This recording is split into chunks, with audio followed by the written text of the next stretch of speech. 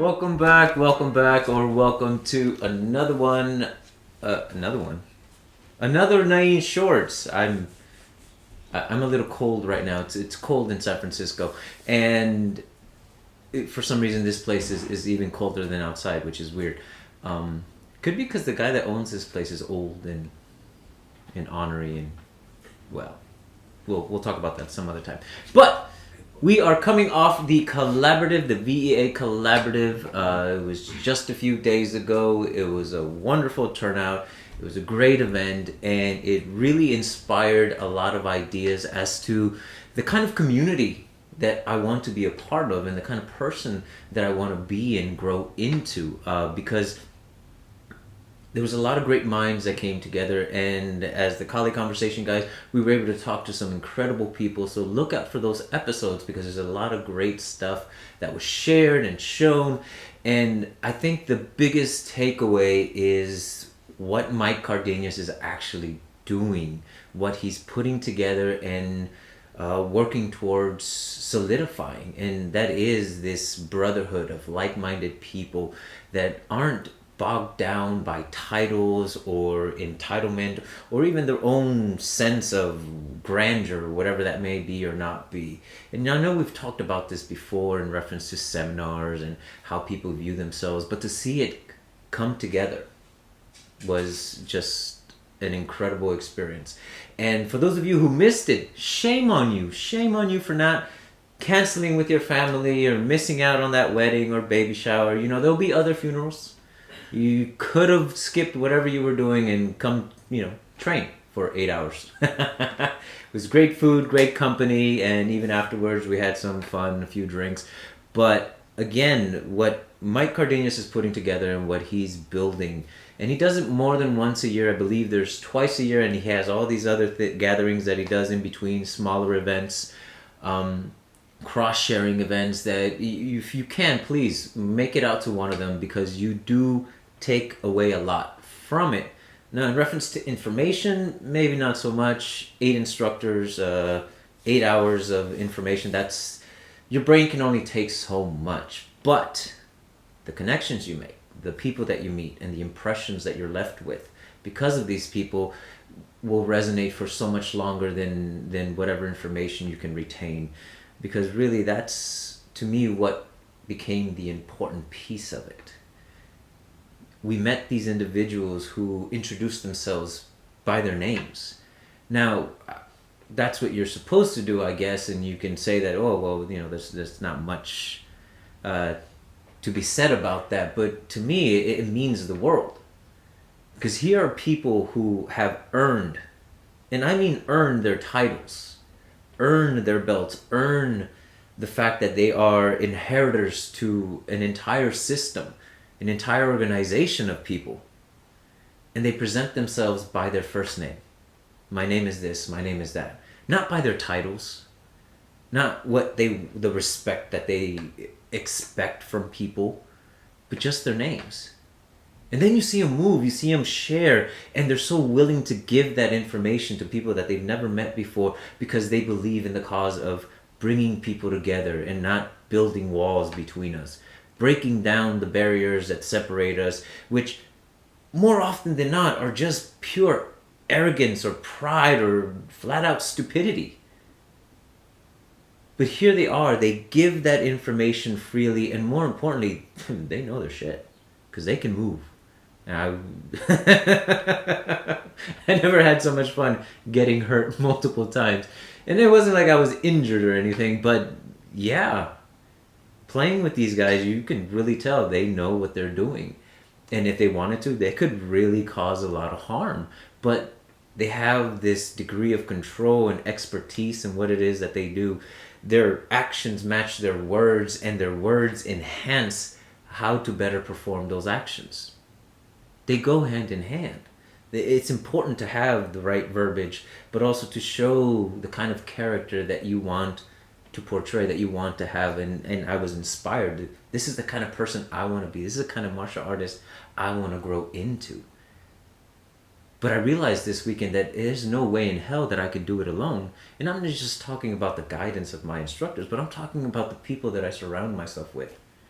And that's what this collaborative does. It brings those people together. I see some new faces. I see faces that I've seen in other places.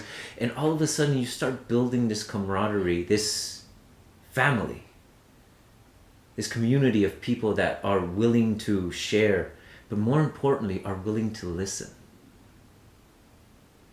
Because that becomes a big marker on whether or not things are going to fall apart later on. Because unfortunately, you hear these stories, and even some of the people we talked to this past few days told us stories about how they had to convince people to, bury the hatchet and get over whatever issues they had. Brothers! I actually don't know if they're blood related or if they were just martial brothers. But either way, there was a separation, there was a falling out, and it wasn't until deathbeds that these things were squashed.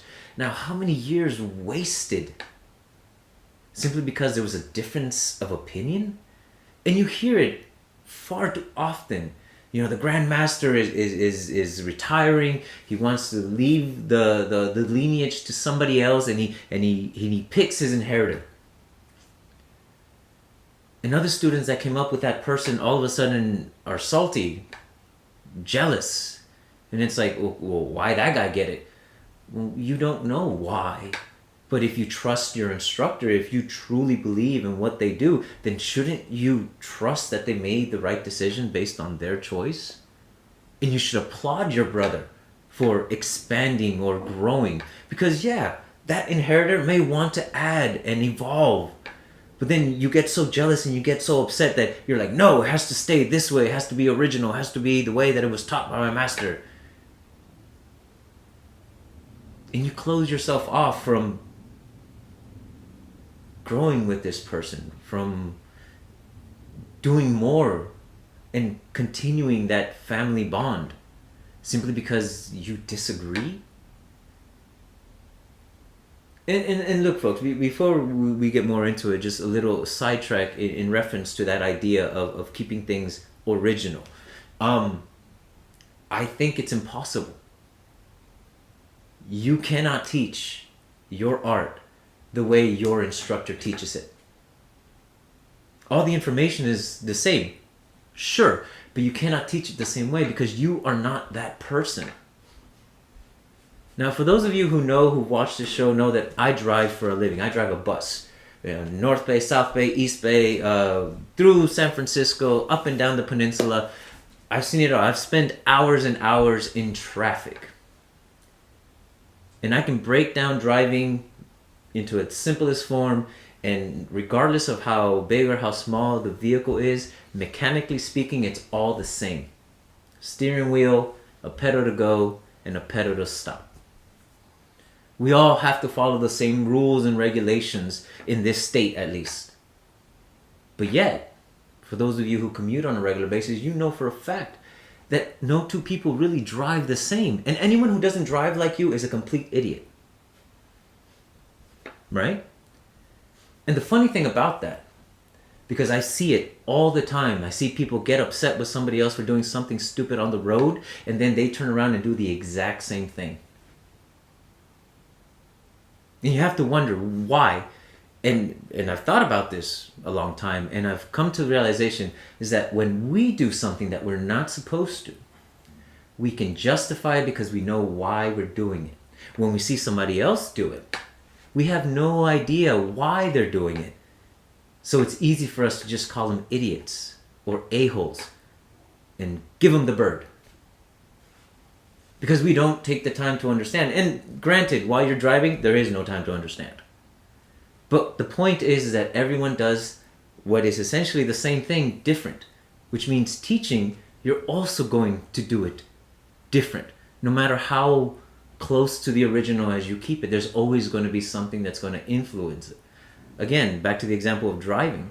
You, the individual, depending on your emotional state, will change the way that you drive.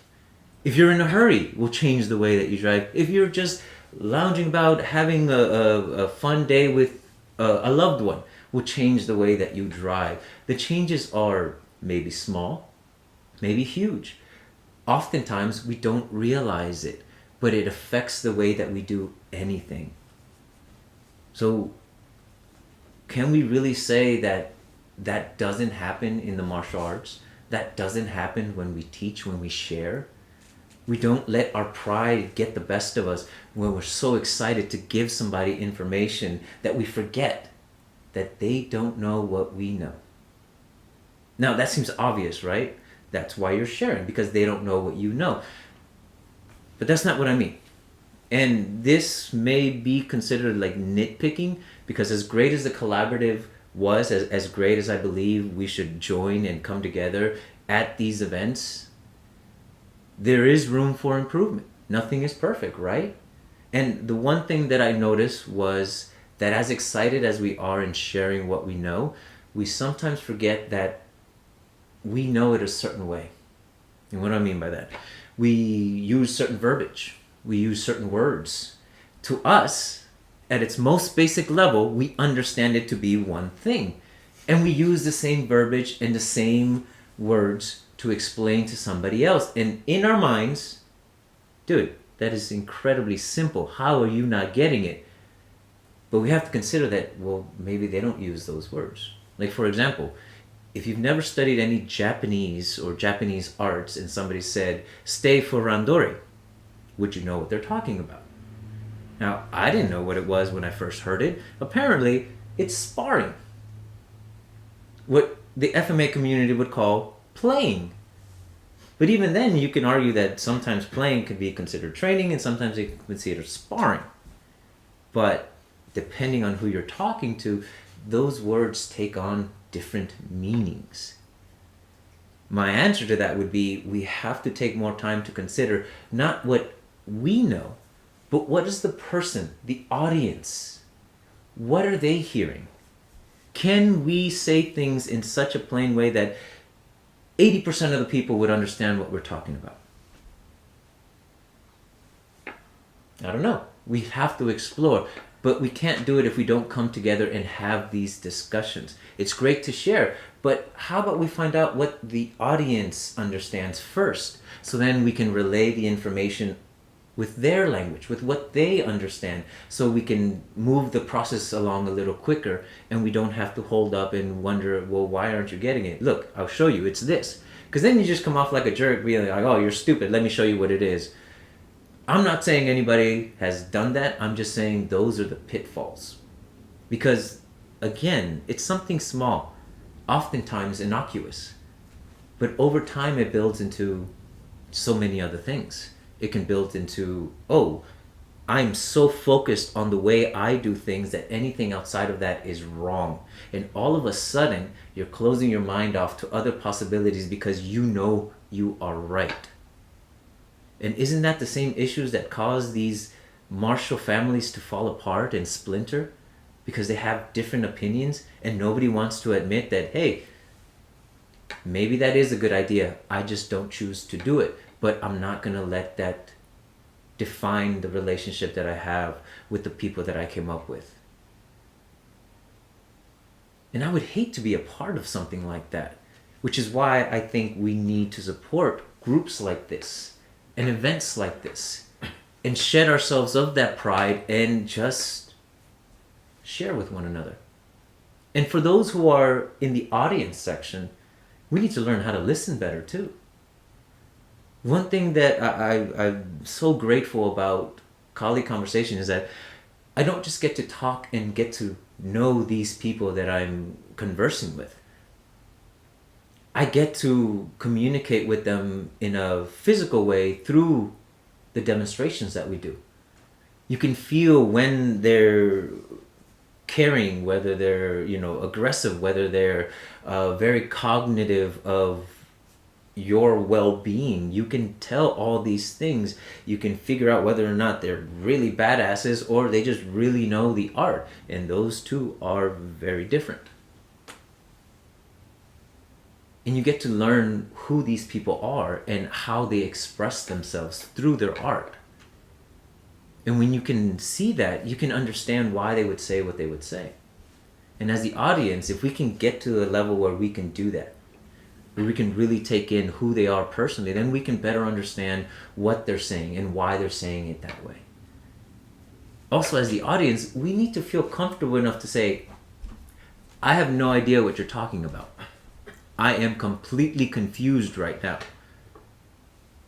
Because all too often, in some schools, they're not encouraged to. They're just told to follow. I'm the instructor, so do as I say. But I don't understand enough to do what you say. And I've even heard of stories where people are chastised for asking questions, like they're being rude. But really, you just want to learn. So those are two, what I would say, small things that could become bigger things later on. But if we catch them when they're small, then we can fix them. We can get better at it.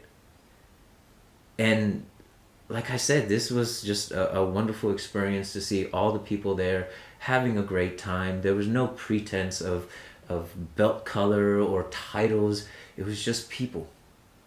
People who happen to know some stuff, sharing their opinions on the same subject. Sure, by the end of the day, your brain can be mush because of all the information, but the connections you make with the people that are there, the people that you will see again at other events, those are the little bits to start building a bigger community. And I think we all need that type of support. We all need that environment so we can grow and become better. Because again, if nothing is perfect, then there's always room for improvement, self-improvement and improvement as a group. And maybe we can avoid future splintering, future family issues that come in the martial world, where because of a difference of opinion, all of a sudden, we can't stand the person that's in front of us. Which is idiotic in my opinion, and just stupid. Because we can swallow our prides. We should be able to, right? Aren't we? Isn't that what we're trying to do? Is become better versions of ourselves? And so, Mike, thank you very much for putting this thing on, because you're right on the money. And I think you're right on track into creating something that's going to last a lot longer by breaking down a lot of these walls that, for whatever reason, come up and affect everybody else. And I didn't even talk about this yet, which was actually one of the raffle prizes. This was from Wolf's Den. Oh, and it was actually Mark. Oh, dude, did you notice it has the actual date and the VEA collaborative logo on it? That is so cool. Wolf's Den Armory. Awesome job. I didn't win this, so this isn't mine, but it's a very cool trainer. It's a Chris, and it was one of the raffle prizes. So folks, for those of you who didn't make it again, you missed out on a lot of great things, not just information, but a lot of fun toys and a lot of very cool things that happened there that particular day. And what I took from it, a great lesson. I just want to share that with you because I think it is important. And I thank you very much for watching this episode of Nain Short. Any information I can give you in reference to the upcoming events, I will once I know the details, but keep an eye out for it. Go on Facebook and join the VEA collaborative group. Mike Cardenas, as a friend, request him because he's always putting stuff up there. He also does put up a lot of fishing pictures because apparently he's an avid fisher. But thank you very much for joining me on this Nain Short. Till the next one. 3, 2, 1.